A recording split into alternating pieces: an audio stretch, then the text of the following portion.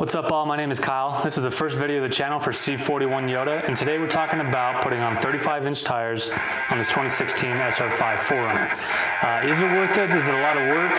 We're about to find out. Alright, so what made me want to put 35-inch tires on this 4runner? So initially I had 305 70R17 tires. I had a bit of a situation where my upper control arm disconnected while I was driving.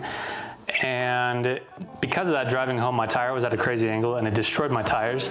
So I decided to go ahead and get new tires. The tires we're putting on are the Toyo Open Country MT tires. They're 35, 12.5, 17 tires. I bought them secondhand used just in case I wasn't able to put 35s on without putting like a ton of money into these. So far I've done 3 of the tires and it's done pretty, I mean, the back tires are super easy. I did the passenger side front tire and we're gonna do a video on the driver's side tire. First off, you're gonna wanna get a suspension lift. I got the Icon Stage 1 suspension lift kit. I did it myself a while ago. I did the install before I started a YouTube, so I don't have a video on that. Kind of wish I did because it should have taken a day. It took me a week because all the bolts were seized, and so I had to come up with a lot of... It was a long story, it kind of sucked. Second off, to be able to fit it easier, you're gonna wanna take a look at your upper control arms in the front. I have the SPC upper control arms to where I can change the degrees where the wheels go. I have some friends that don't have these upper control arms and they had to do a whole body mount relocate. All I had to do was a body mount chop, and so far things have been pretty good. We'll see once I go on some actual trails, which will be in another video. You're gonna want some tools to be able to cut the fenders. I highly recommend doing a Viper cut. I already have a Viper cut because I have the C4 Low Pro bumper with the wings on it. And yeah, that's about all we need, and we'll go ahead and go into the install. So we're just taking the old wheels off. These aren't the original wheels that I had when the tires got destroyed. So fun story about these wheels. These are Dodge rims off of my dad's old truck, so I was kind of in a bind and needed wheels to get around because the other ones got destroyed for a bit. Even though Dodge has the same bolt pattern, they'll go on, but they won't go flush because Toyota has a bit of a bulge. I guess Dodge has a smaller bulge.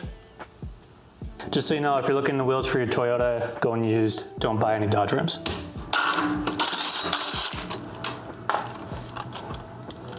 Get this old wheel out of here.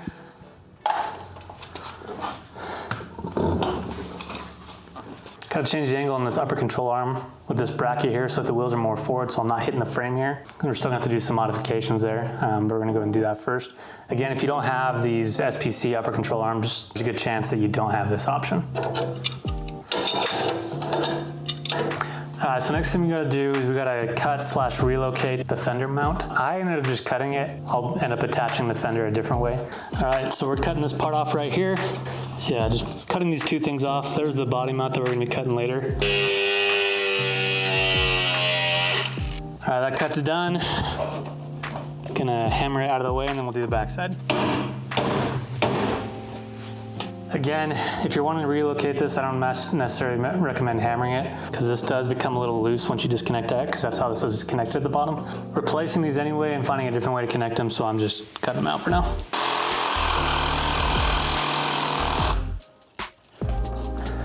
All right, now that we got that out, I'm gonna do the body mount chop. Highly recommend using a jigsaw with a metal blade on it. Makes it way faster. As we're cutting just in front of this body mount, I'm gonna kind of do it at an angle because it's this part right here that's kind of messing it up, not the backside. So I did an angle cut like I did on the other one.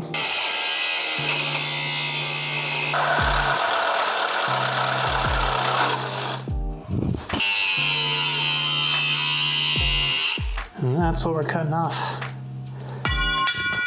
Still pretty hot. Oh, I'm dying. It's freaking like 100 degrees here in Utah right now. All right, so you can see we cut that off. We're gonna grind it a little bit just so it's not as sharp so the tires don't get like caught on it. Next thing we're gonna do is resolve this pinch weld. It sticks out about just like 3/4 of an inch. So we gotta fold it over. I like to cut it into little marks, and then we hit them over with like a 4-pound sledgehammer. And then we also want to hit into this just a little bit because there is a little bit of like rub sometimes. So I'm just gonna fold this thing back. Some people even take these out. So here's the pinch weld right here. We're just gonna make some cuts, hammer it in. I hammer it towards this direction. Some people do this way, but there's a little bit of a ledge coming this direction, so it's a little bit easier.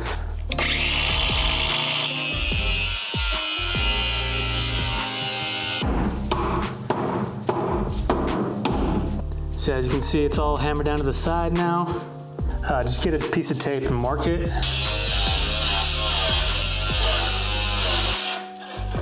All right, that's all the cutting we're gonna do. I'm gonna put the wheel on, test to see how things look, and go from there.